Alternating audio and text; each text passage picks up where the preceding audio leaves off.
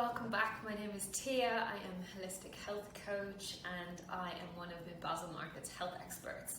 So today I'm going to show you my favorite recipe, which is Chucky Fudge bites, and these are absolutely delicious, trust me.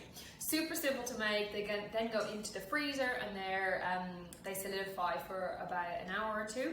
But firstly, what you're going to need. So we're going to need some cacao. So I got all these ingredients on Basil Market. So some beautiful unsweetened cacao powder. So that we're going to need some of that. Some cold pressed coconut oil, which is going to be the base. Then today I've used a mixture of almond butter and peanut butter from Hardy Grub. These are so delicious, and they're just completely natural, which is awesome. I'm going to sweeten it with some raw honey or maple syrup, and then I'm going to top it with a little bit of salt. So let's start with the cacao.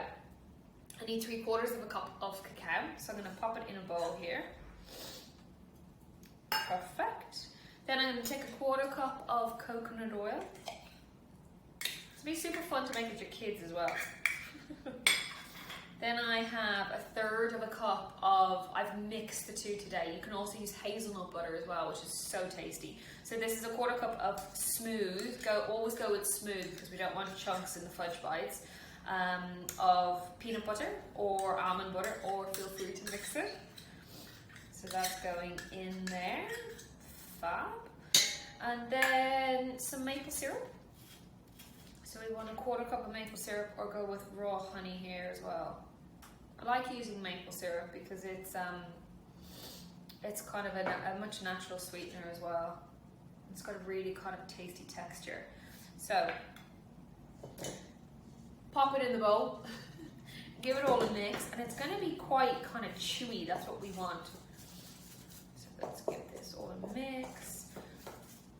You really want to kind of put together kind of a firm batter.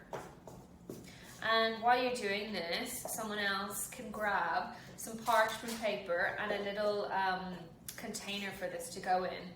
I've just used like your standard kind of glass lunchbox type thing.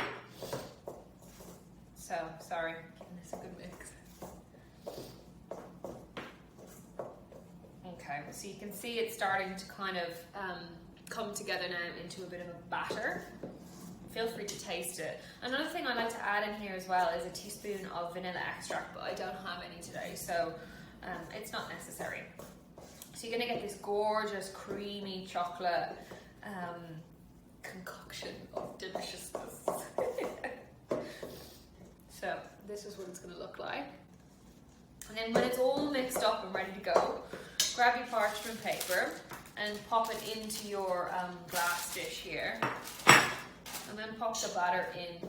Just make sure everything's all mixed in so you can get all that juicy goodness. And then literally what we'll do is we'll add it into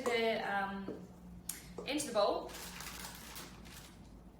flatten it down, and I like to top it with a little bit of Himalayan sea salt because I really like salty chocolate. But if that's not your thing, then that's absolutely fine.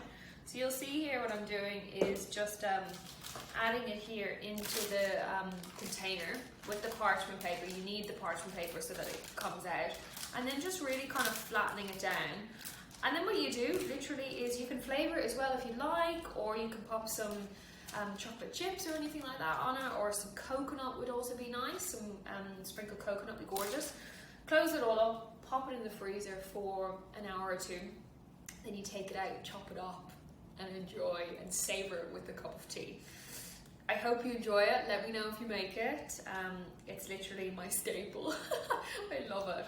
So thank you so much for joining, and I will see you guys soon. Bye.